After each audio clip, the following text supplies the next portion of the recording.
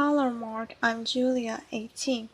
I want to make this speech given by Q Stark why you should talk to strangers. I'm a freshman. There are things we say when we catch the eye of a stranger or a neighbor walking by. We say, "Hello, how are you? It's a beautiful day. How do you feel?" These sound these sound kind of meaningless, right? And in some ways they are. They have no semantic meaning. It doesn't matter how you are or what the day is like. They have something else. They have social meaning. What we mean when we say those things is, "I'll see you later." I'm best with talking to strangers. I make eye contact, say hello, I offer help, I listen. I get all kinds of stories. About 7 years ago, I started documenting my experiences to try to figure out why. What I found was that something really beautiful was going on. This is almost poetic. These were really profound experiences. They were unexpected pleasures. They were genuine emotional connections. They were liberating moments. So one day, I was standing on a corner waiting for a light to change, which I'm a New Yorker, so that means I was actually standing in the street on the storm drain, as if that could get me across faster. And there's an old man standing next to me. So he's wearing like a long overcoat and sort of an old man hat, and he looks like somebody from a movie. And and he says to me, "Don't stand there, you might disappear." So this is absurd, right? But I did what he said. I stepped back onto the sidewalk, and he smiled, and he said, "Good. You never know, I might have turned around and zoop, you're gone." This was weird, and also really wonderful. He was so warm, and he was so happy that he saved me. We had this little bond. For a minute I felt like my existence as a person had been noticed, and I was worth saving. The really sad thing is, in many parts of the world, we are raised to believe that strangers are dangerous by default, that we can't trust them, that they might hurt us. But most strangers aren't dangerous. We are uneasy around them because we have no context. We don't know what their intentions are. So instead of using your perceptions and making choices, we rely on this category of stranger. I have a 4-year-old. When I say hello to people on the street, she asks me why. She says, "Do we know them?" I say, "No, they are never. Are they our friend?" "No, it's just good to be friendly." I think twice every time I say that to her, because I mean it. But as a woman particularly, I know that not every stranger on the street has the best intentions. It is good to be friendly, and it's good to learn what not to be, and none of that means we have to be afraid. There are two huge benefits to using our senses instead of our fears. The first one is that it liberates us. When you think about it, using perception instead of categories is much easier said than done. Categories are something our brains use. When it comes to people, it's sort of a shortcut for learning about them. We see male, female, young, old, black, brown, white, stranger, friend, and we use the information in that box. It's quick, it's easy, and it's a road to bias. And it means we're not thinking about people as individuals. I know an American researcher who travels frequently in Central Asia and Africa alone. She's entering into towns and cities as a complete stranger. She has no bounds, no connections. She's a foreigner. Her survival strategy is this: get one stranger to see as a real individual person. If you can do that, it'll help other people see you that way too. The second benefit of using our senses has to do with intimacy. I know it sounds a little counterintuitive, intimacy and strangers, but these quick interactions can lead to a feeling that sociologists call fleeting intimacy. So, it's a brief experience that has emotional resonance and meaning.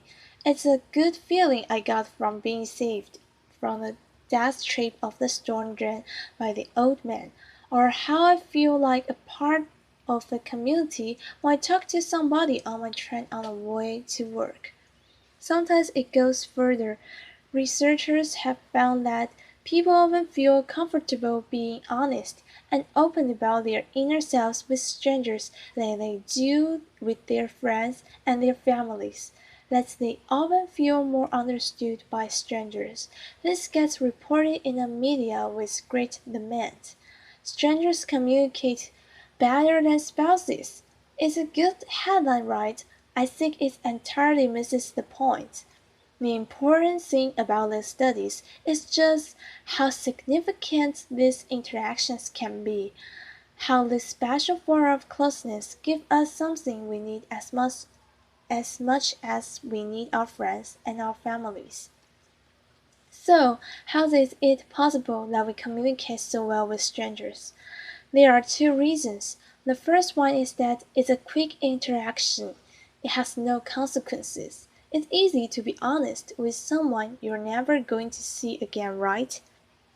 That makes sense. The second reason is where it gets more interesting. We have a bias when it comes to people we are close to. We expect them to understand us, we assume they do, and we expect them to read our minds. So imagine you're at a party and you can't believe that your friend or your spouse isn't picking up on it that you want to leave early, and you're thinking, I gave you the look. With a stranger, we have to start from scratch. We tell the whole story, we explain who the people are, how we feel about them, we spill out all the inside jokes, and guess what? Sometimes they do understand us a little better. Okay, so now that we know that talking to strangers matters, how does it work? There are unwritten rules we tend to follow. The rules are very different depending on what country you're in, what culture you're in. In most parts of the US, the baseline expectation in public is that we maintain a balance between civility and privacy. This is known as civil inattention. So, imagine two people are walking towards each other on the street. They'll glance at each other from a distance. That's the civility, the acknowledgement. And then, as they get closer, they'll look away to give each other some space. In other cultures, people go to extraordinary lengths not to interact at all. People from Denmark tell me that many Danes are so averse to talking to strangers that they would rather miss their stop on the bus than say excuse me to someone that they need to get around. Instead, there's this elaborate shuffling of bags, and using your body to say that you need to get past instead of using two words. In Egypt, I'm told, it's rude to ignore a stranger, and there's a remarkable culture of hospitality. Strangers might ask each other for a sip of water, or if you ask someone for directions, they're very likely to invite you home for coffee. We see these unwritten rules most clearly when they are broken, or when you're in a new place and you're trying to figure out what the right thing to do is. Sometimes breaking the rules a little bit is where the action is. In case it's not clear, I really want you to do this, okay? So here's how it's going to go. Find somebody who is making eye contact. That's a good signal. The first thing is a simple smile. If you're passing somebody on the street or in the hallway here, smile. See what happens. Another is triangulation. There's you, there's a stranger, there's some sort of thing that you both might see and comment on, like a piece of public art or somebody preaching in the street or somebody wearing funny clothes. Give it a try. Make a comment about that sort of thing and see if it starts a conversation. Another is what I call noticing. This is usually giving a compliment. I'm a big fan of noticing people's shoes. I'm actually not wearing fabulous shoes right now, but shoes are fabulous in general, and they're pretty neutral as far as giving compliments goes. People always want to tell you things about their awesome shoes.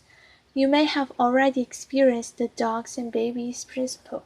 It can be awkward to talk to someone on the street. You don't know how they are going to respond, but you can always talk to their dog or their baby. The dog or their baby is a social conduit to the person, and you can tell by how they respond whether they are open to talking more. The last one I want to challenge you too is disclosure.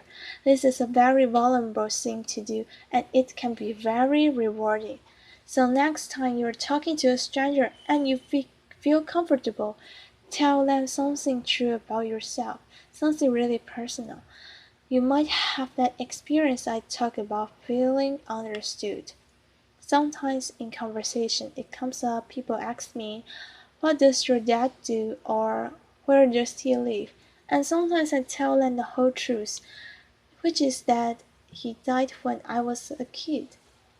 Always in those moments, they share their own experiences of loss. We tend to meet disclosure with disclosure, even with strangers. So, here it is. When you talk to strangers, you're making beautiful interruptions into the expanded narrative of your daily life and theirs. You're making unexpected connections. If you don't talk to strangers, you're missing out on all of that. We spend a lot of time teaching our children about strangers. What would happen if we spent more time teaching ourselves? We could reject all the ideas that make us so suspicious of each other. We could make a space for change. Thank you. A pause.